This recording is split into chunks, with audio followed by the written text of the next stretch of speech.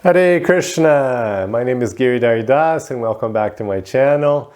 And today we'll be discussing a beautiful Bhagavad-gita verse, very important verse, verse 20 of chapter 2, which this starts when Krishna starts describing who we are, because that's where everything starts. You have to know who you are. It's that simple. And we think we know who we are because, we have a name and we have a city we come from and we have a family and we think, okay, that's who I am. And you have a body and, so you define yourself by your name and your family and where you live and your body. And you think, yeah, I know myself.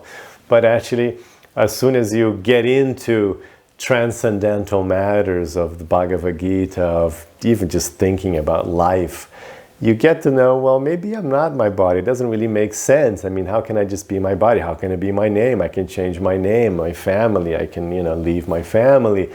The place where I'm born, I can travel around and live somewhere else. So who am I really, right? And your body's changing all the time. Your name can change. The place you live changes. So then you start really asking yourself, who are you really?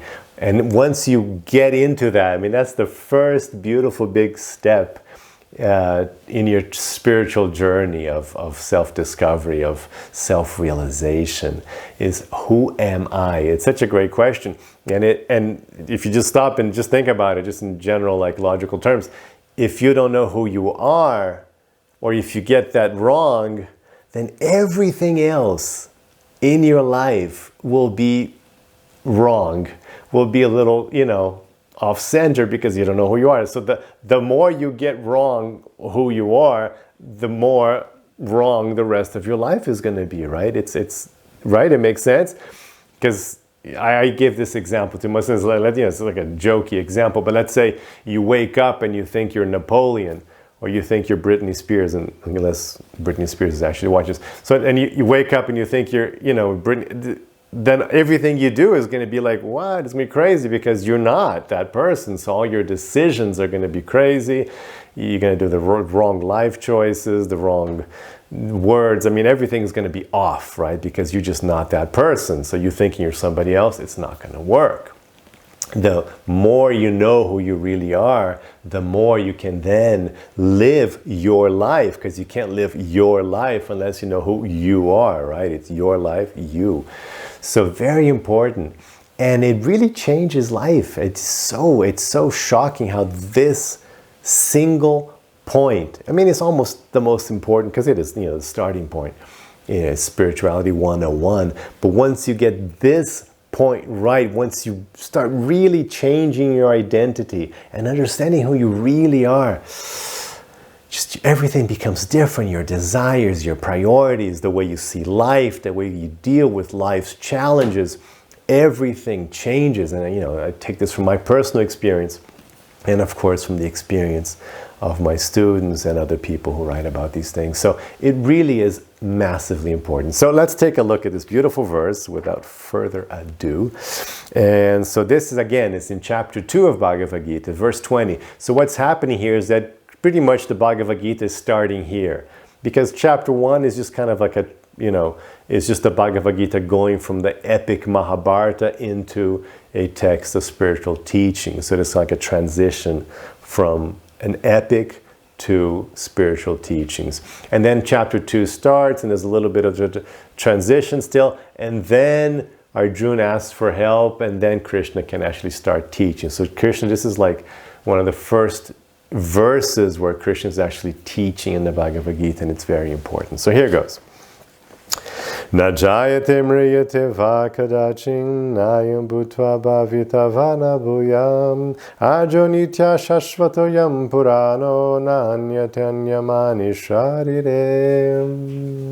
I'll repeat that. Jāyate mriyate kadācin, nāyaṁ bhūtvā bhavitā bhūyaḥ, nityaḥ śāśvato purāṇo, hanyate hanyamāne śarīre. So what this verse is saying, translation, for the soul, there is neither birth nor death at any time. He has not come into being, does not come into being, and will not come into being. He is unborn, eternal, ever existing and primeval. He is not slain when the body is slain. Very important verse, especially for Arjuna who's in the battlefield listening to this. So, very important verse. So what Krishna is explaining here in the beginning of chapter 2, the basis of all yoga, the basis of spirituality in general, you're not your body. So what they're saying is, you actually are this eternal thing, which we use the term soul, atma in Sanskrit. So you're the soul. You're inhabiting a body right now. But you, soul, have always existed. It's interesting because, in the whole Abrahamic traditions, it's very confusing. It's actually amazingly confusing if you actually study, because people like modern day Jews, Christians, they take it for granted that the concept of the soul outside the body is there, but it wasn't. And in Jesus' time, Jesus did not believe in the soul outside the body. They really had the concept of the body is the person. And that's why you have that whole concept of resurrection. Because what resurrects is the whole body, because that's the person. They didn't have this concept of a soul outside the person. That came later with influence from the Greeks, etc. So it's not there in the Old Testament. It's not there, the New Testament it's there, but it's like a later influence and not something that was directly taught or even practiced by Jesus, is believed. So the concept of the soul being different from the body, this is an important gift from the Bhagavad-gita, from this yogic tradition, because that concept was not clear at all for other faiths, for other religions. That was not clear. So today it's like kind of everybody like, oh yeah, kind of gets that, because we talk about karma, but these things weren't there before.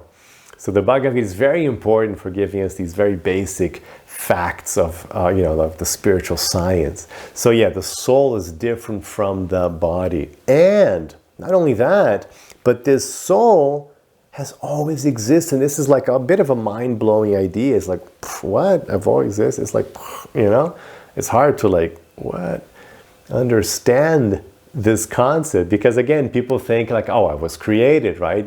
God created everything. Well, not according to the Bhagavad-gita. God didn't create the soul. Krishna is speaking himself here. Krishna himself, God is saying himself, look, you have never come into being.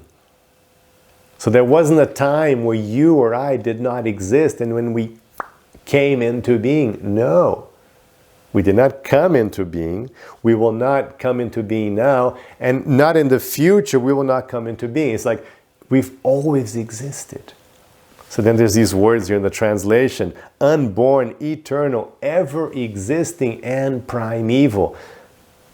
Always. Backwards in time, forwards in time, always. Always existing. Why? Well, it's easier to understand if you see yourself as a spark of God, as a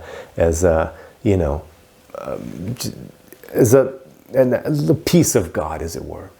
God is there complete, but then you're like a little, I like spark. Spark's nice. A spark of God. So just as, we can more easily understand, it's still hard to conceive. People are like, oh, how does that work? But it's a little easier to understand the concept of God always existing. Because as soon as you say, when did God begin to exist, then that doesn't make any sense, because what was there before and who made him exist? So then, okay, so God always existing, we can kind of get. But then we think, oh yeah, God always existed. And at some point he got bored and he created us. So we think at some point. But no, Krishna is saying here, no. It's like, we're like a thing. We're like a thing. We've always existed. Consciousness is never created and it's never destroyed. Consciousness, soul, always exists, will never end. Because you're saying you will never be slain. You don't end ever. And in the other verses, it's going to hammer in that point even more. So it's really important to understand this concept. You are this eternal existing person. Because again, soul, when we say soul, what's a soul? And again, really important, just as a parenthesis here, people have this thing, oh, my soul. No, you don't have a soul. You are soul. You have a body. we have to, we use this wrong kind of language. It says, oh yeah, my soul, what will happen to my soul? No, not my soul. That doesn't make any sense. It's you soul. It's me soul, not my soul. So I don't have a soul. I am soul. I have everything else. I have a body, and I have, everything else I can say I have, and I didn't have before, I have now, and I won't have in the future. But the one thing that I am is soul. So this eternal soul who's ever existing, that's who you really are. But what is that? That is the person. That's what makes you be, in the sense of not just being like a stone or a piece of, wood. That's what differentiates you from, like, the stuff in the shelf behind me, because you are a person. You think, you feel, you decide, you have free will. Yeah, sure, that thinking, feeling, deciding, free will can be vastly compressed, frozen, distorted, fine, but it's still there. If you look at a little insect, it's still got a little bit of, it's still like deciding if it goes this way or that way, and feeling something, and it's thinking, something is going on there. There is something going on there. And certainly with animals, there's lots going on, in terms of consciousness, like, cutting edge neuroscience studies showing like the high degree of consciousness in like octopi, and other creatures. It's fascinating. So very interesting. So yeah, definitely soul is what makes you a person, what makes you think. So you're this eternal person. But since that's what you are, then when you understand that, who you really are, okay, I am actually an eternal soul. I'm not this body, I'm in this body, I'm in this situation now, which is obviously temporary, obviously impermanent. Then you can start rearranging your priorities. Because if you understand that that's who you really are, once you're like, okay, well, what if, right? What if I'm really an eternal soul? What if I'm really just an eternal part and parcel of God, to use Prabhupada's terminology? What if? Then all of a sudden, some things you thought were really important, they might not be very important because they're related to your body and they're also impermanent. And other things you thought were really bad might not be really bad at all because, again, it's all related to the body and not the soul. So you start asking yourself now, look at your priorities, look at your life goals, and ask yourself, okay, what does that life goal or priority have to do with me as, as the body, as, Joe, somebody from Milwaukee? I mean, what does that have to do with my name, family, body, place of being?